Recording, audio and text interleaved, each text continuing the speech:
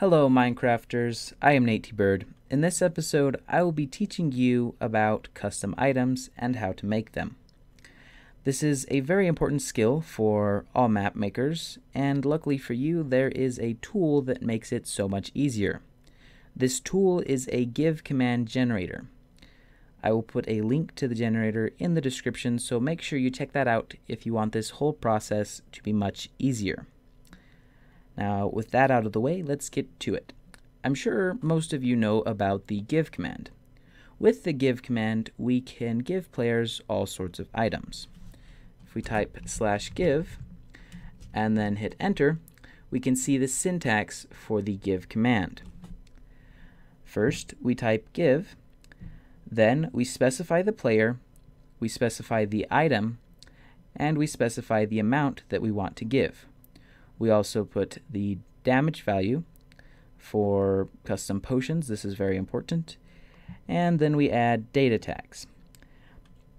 Data tags are the way that we customize the items.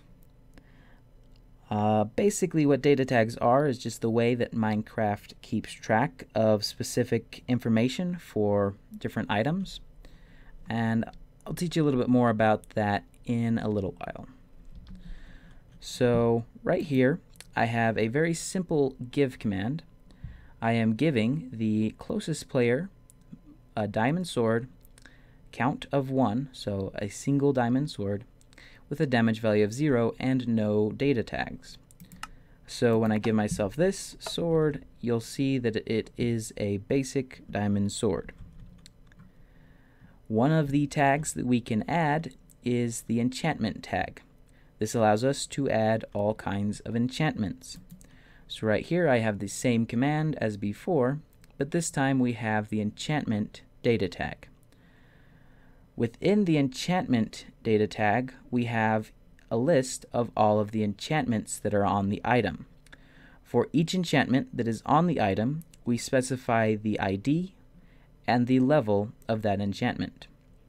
We separate the enchantments with commas, and we contain them within brackets. Right here I have ID 16, which is sharpness, level 10, and ID 19, which is knockback, level 2.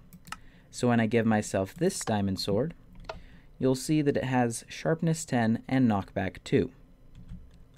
We can also add custom names. This time we are using the display data tag and the sub tag name, and then inside the quotation marks we can put any name that we want. So I named this item any name you want. Kind of an ironic name, but when I give myself this item, you'll see that it is named any name you want. You can also add lore text. Lore text is text that goes below the name and above the enchantments.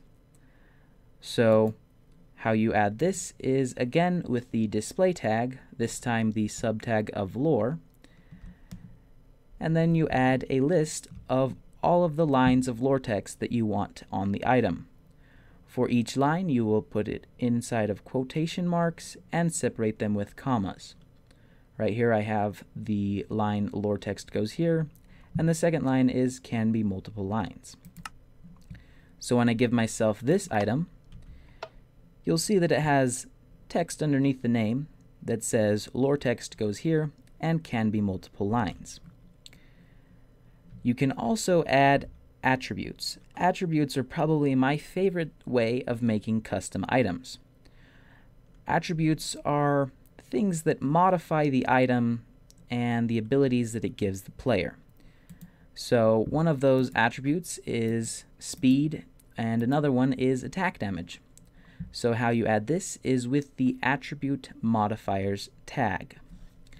Then we have a list of all of the attributes that we want to have on the item. The first attribute that I have on this item is generic attack damage. So this will increase the attack damage.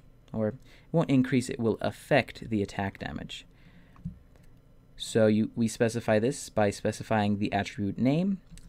Then we give that attribute a specific name. I have again named it generic attack damage. And then we specify the amount and the operation. The amount is just how much we want it to change, and the operation is how we want it to change. Operation 0 is adding the base amount. So this is addition and or subtraction. So because this is 30, it will add 30 attack damage to this item. Operation 1 and 2 are both percentages. One is multiplicative and the other is additive. Then we also specify the UUID most and least.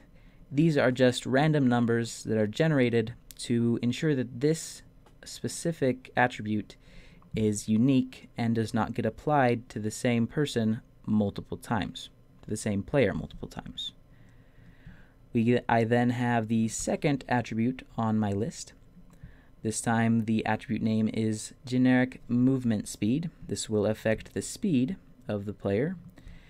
And then I gave it the name generic movement speed, and I specify the amount of 0.2.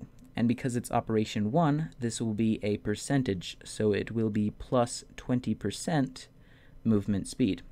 And then again, the UUID most and least. These are just randomly generated. And so when I give myself this item, you'll see that my field of view does increase a little bit. That's because this item has plus 30 attack damage and plus 20% speed. So when I hold this item in my hand, I will be given a speed boost and an attack damage boost. These can be changed and modified to suit your needs in any way that you like. Now, when you combine all of these things together on the same item, that is when you get some cool custom items. Right here I have a Slapfish with knockback 3, lore text of slap them silly, and custom attribute of plus 3 attack damage. So using what I've taught you, you can create all kinds of cool custom items, and I'd actually be interested to see what you guys can come up with.